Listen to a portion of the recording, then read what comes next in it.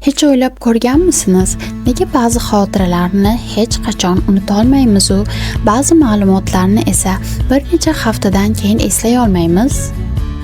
Til o'rganish aslida o'ylaganimizdek qiyin emas. Qiyin bo'lgani tilni kitob sahifalarida qoldirish. Inson esa eng qulay his-tuyg'ulari va sezgilari orqali o'rganadi.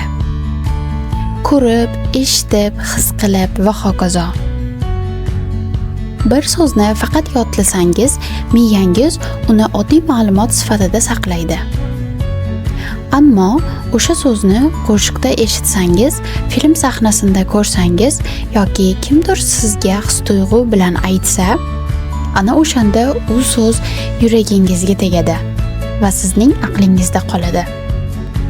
Chunki yurakka tekkan gaplar oson unutilmaydi. Tasavvur qiling, chet tilidagi filmni ko'rib hayajonlansangiz, o'sha sahnadagi gaplarni eslab qolasiz. Chunki siz faqat eshitmadingiz hamda his qildingiz.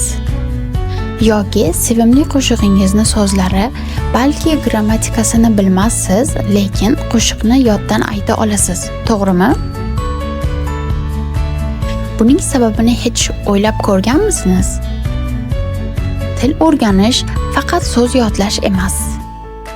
Til o'rganish bu tatib ko'rish, ko'z bilan ko'rish, eshitish va tana bilan his qilish desam ishonasizmi? Yangi til o'rganayotganingizda uning musiqasini tinglang.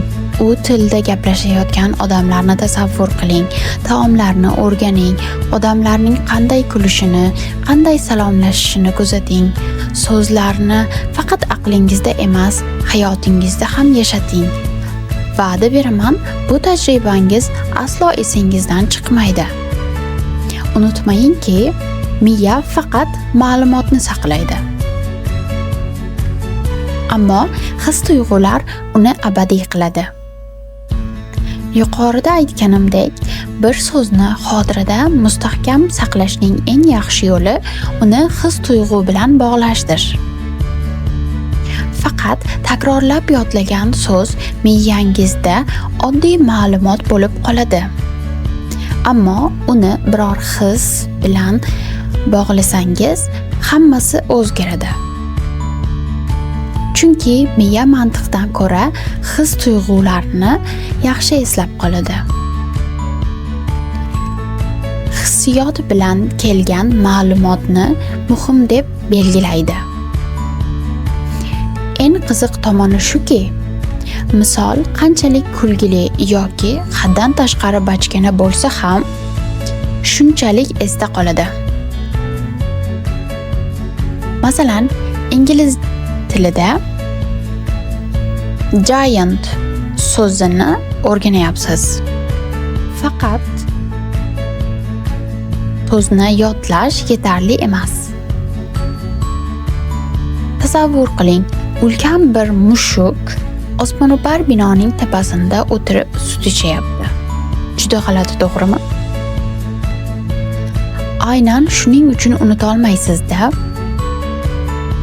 Chunki miyamiz oddiy narsani emas, noodatiy narsani eslab qoladi. Hayrat, hazil va hatto bachkanalik xotiraning eng yaxshi do'stlaridir. Har bir so'zga kichikina hikoya qo'shing, rang bering, his-tuyg'u qo'shing, kerak bo'lsa kulgili qiling, hatto biroz qo'rqinchli bo'lishi ham mumkin.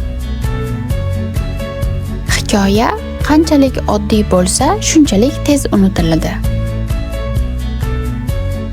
Qanchalik hissiyotlarga boy va g'alati bo'lsa, shunchalik oson saqlanadi va uzoq saqlanadi.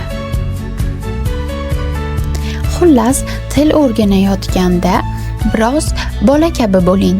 Tasavvur qiling, chunki o'rganishning eng kuchli yo'li his qilmoqdir. Shunaqa usullarni til o'rganayotganda tez-tez qo'llasangiz, o'rganish jarayoningiz ancha tezlashishiga ishonch hosil qilasiz. Omon bo'ling.